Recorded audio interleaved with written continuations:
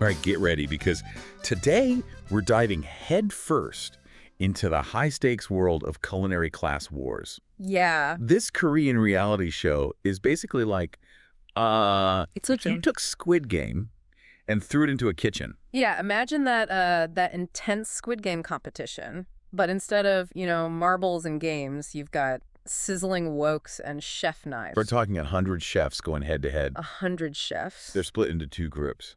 You've got your white spoons. The elite. Yeah. Your culinary school grads, Michelin star dreams, the whole 9 yards. Right. And then you've got your black spoons. Yeah, the underdogs. These are the people with passion, raw talent, maybe not as much formal training. Yeah, and that's a really interesting dynamic because you get these black spoons who bring skills and perspectives that you might not find in, your typical French culinary school, right? Right.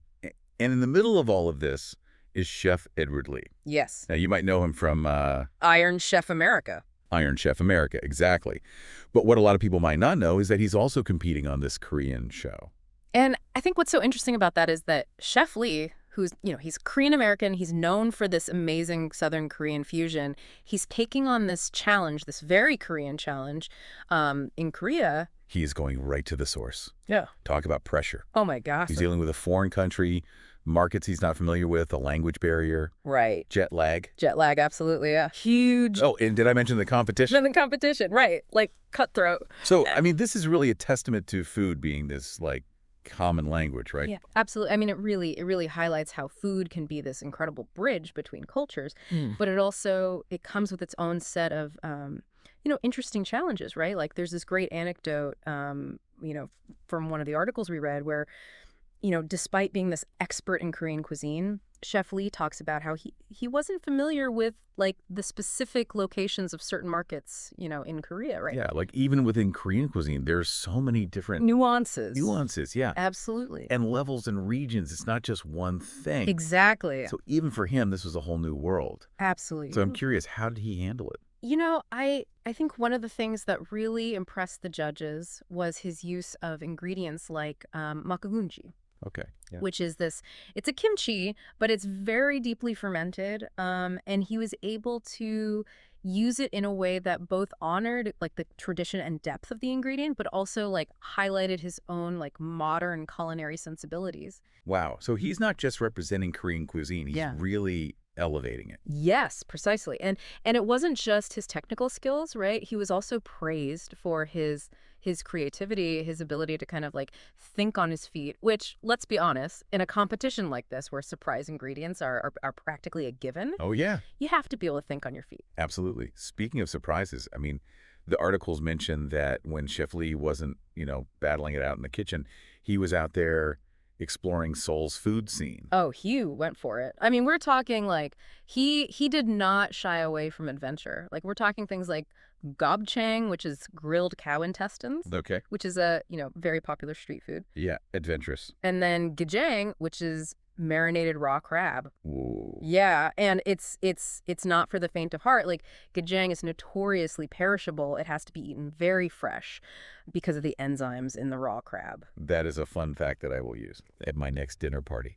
But I mean, it sounds like he was embracing the whole experience. Absolutely. He's like, I'm here, I'm going to dive in. Yeah, the full Korean culinary experience. From the competition to the streets, he was ready for it all. And that's fantastic, but we can't forget that it's not all just him. Right. It's him up against, 99 other chefs? 99 other chefs, yeah. And these are incredible chefs in their own right. Oh, yeah, every single one. So this is really like a global culinary showdown. Totally. I mean, you've got folks from all different backgrounds, all different styles, all bringing something really special to the table. Yeah, it's not just like everybody's making bibimbap, right? Tell me about some of these other culinary gladiators. Oh, well, we could talk about Napoli Mafia. The Napoli Mafia. Her Napoli Mafia, who, this is a chef who is really challenging, perceptions of Italian cuisine in the heart of Seoul. Wow. I know.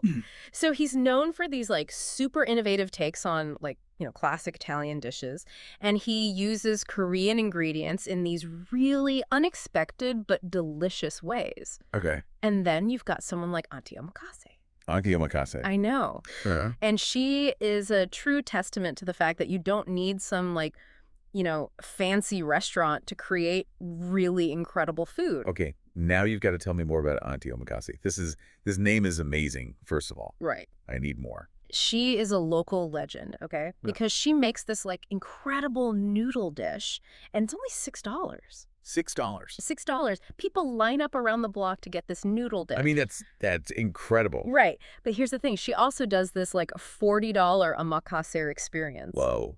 Yeah, that rivals some of the best restaurants in Seoul. So she's got range. Range. That's amazing. Yeah. So it's not even just about like, who's the like most technically skilled chef, but it's really about showcasing all of this different talent and this diversity. Yes, exactly. And it's also a platform for these really inspiring stories, right? Like, you've got someone like Chef Choi Hyun-suk who doesn't have any formal culinary training. Wow. Okay. But he has become like a real contender. Like people are like, whoa, watch out for this guy. I love that. And, his story is such a testament to the power of just raw talent and passion, and a whole lot of hard work. You've got to have the drive. You have to have the drive. Okay, so we've got an incredible cast of characters.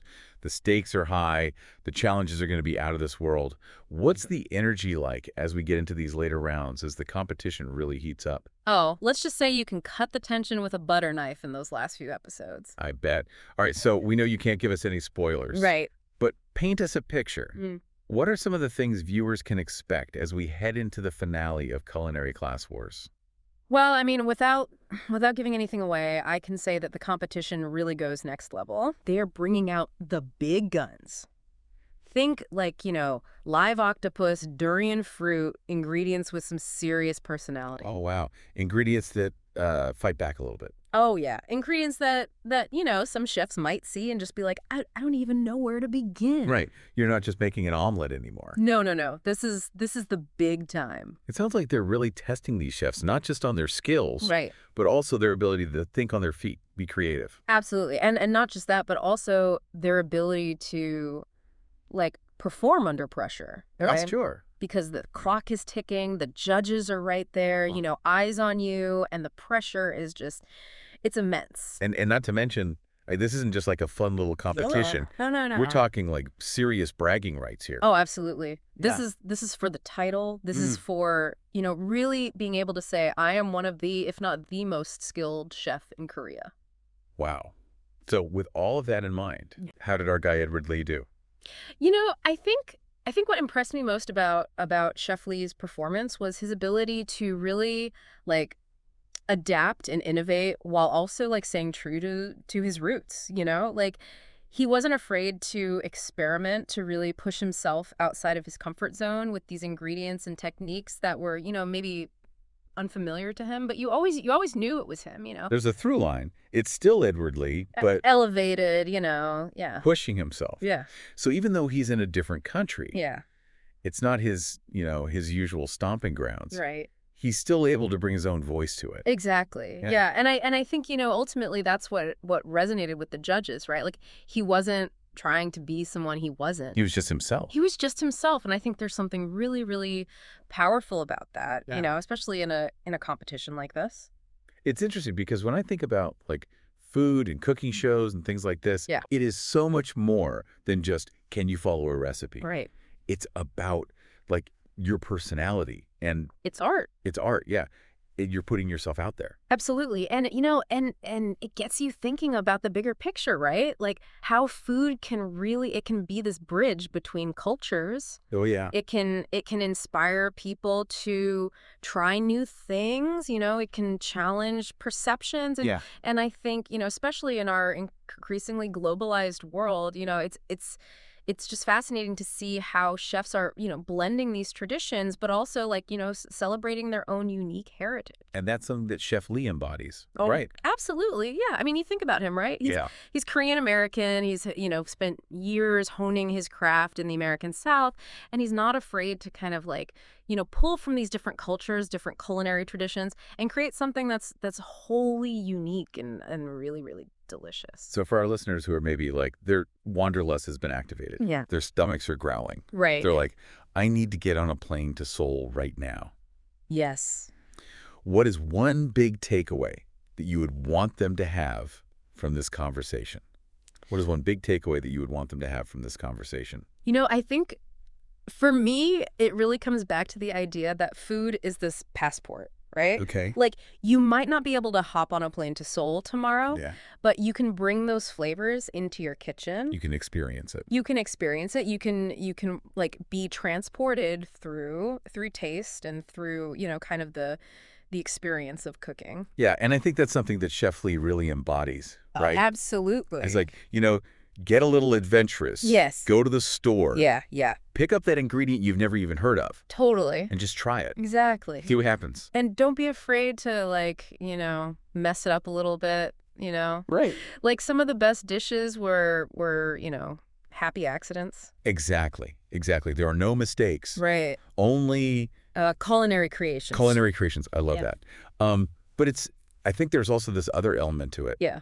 Which is that balance of respecting tradition, Yes. but then also innovation. Totally. And I think that's really what makes the culinary world so exciting, right? Yeah. It's this constant push and pull between, what's been done and what could be done, and you see that everywhere, right? Yeah. From these high-end Michelin star restaurants to home cooks who are, experimenting in their kitchens. Totally. And I love that it's not even about one or the other. Right. It's not tradition or innovation. It can be both. It's the blend, yeah. It's the blend. It's finding that sweet spot. Yes. Yes. Where they work together. Exactly. And I think that, Chef Lee is such a great example of that, right? Absolutely. So rooted in his Korean heritage. Yeah. But also not afraid to push those boundaries. Yeah, to draw from his experiences from other cultures. He really embodies that idea of culinary fusion in a way that feels, both familiar and exciting. Yes. Right. Honor the past, but you can still write your own future. Yes. I love that. With food. Well, I don't know about you, but Yeah. I'm suddenly starving. Me too. And maybe it's time for us to, go raid our own kitchens. Yes, let's do it. Let's get out of here. All right. Well, this has been such a fascinating deep dive It really has. into culinary class wars. Yeah. I mean, we've talked about the competition, the incredible talent, but also just, that bigger picture Yeah. of how food can connect us across cultures. And I think that's something really special. Absolutely. So to all of our listeners out there, we hope you've been inspired to, maybe get in the kitchen, try something new, maybe even have a little culinary fusion of your own. Yes. And until next time, happy cooking. Happy cooking.